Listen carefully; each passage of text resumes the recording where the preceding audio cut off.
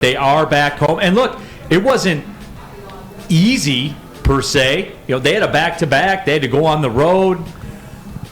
But they got the job. They found a way, man. They found a way. And D-Mac, your Detroit Red Wings, my Detroit Red Wings. Ours. Detroit's Detroit Red Wings sitting there at the top of the Atlantic Division, tied with the Bruins and the Florida Panthers.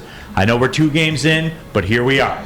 Well, let's pump the brakes a little bit, but I think D-Mac, it's Stanley Cup Finals or bust right now. You know what you're seeing, right? And having this conversation with Fish earlier and stuff like this, because he was excited. But the fact is, you're seeing an NHL hockey team. I think what you're seeing is the free agents that have been acquired, from the Sherratts to the Badas to the Perrons to Andrew Kopp. What are you seeing, Neil? Seeing more puck possession, face-offs, face-off wins, stuff like that.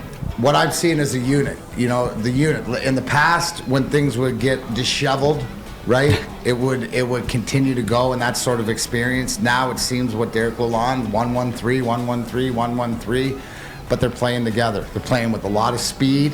The size line of Sundqvist, Rasmussen, and Redwoods. Soderblom. I like the that. size line. I like that. Yeah. And stuff like this. Now, your boy Zadina is going to get in the lineup tonight. So no Verana. I'm seeing in the WoodwardSports.com chat. And I guess Bert's out 4 to 6. Upper body. Is that what it is? Took one off the so wrist, that'll be that'll be interesting, because you're gonna slide Suter in the lineup, but what are you gonna? You're not gonna slide him in first line.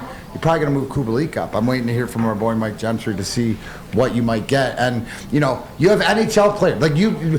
The same conversation we're having about the Lions or whatever, and you look at that Red Wings team and look at NHL team. Doesn't mean wins and losses. Don't get ahead of ourselves. But what we've built to this next point, you're seeing this next level.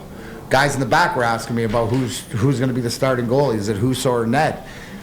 I think it's a rotating conversation to these guys. Yeah, I'm more Team Husso, but that's just me. No, I think that he gets the opportunity, but I wouldn't be surprised if you see a guy home and away. I don't think you're going to see the traditional goal. You're going to play here, you're going to play there, starter backup. I think it's like 1A, 1B, but they both find out where they both play well. I'd be interested in the conversation. I'm going to do goaltenders like playing in different arenas? Do they like playing against different teams? That can be the case.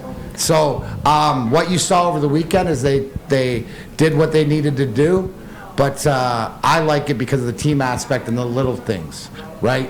Killing penalties, scoring power play goals, face-offs, hits. First period of the season, 25 shots on net, right? If it wasn't, for Jake Allen and net for Montreal, it was a different game. But the resilience and the stick-to-itiveness, right? Because usually in the past, when you're inexperienced, right, you're gonna shoot your shot with all your power, and then you're going to be spent, and then that's usually when momentum. Ice and hockey leans both ways, right? The momentum. That's not what's happening. It's perseverance. Elmer Soderblom getting the first goal of the season, sort of apropos to everything else. So, big game again tonight.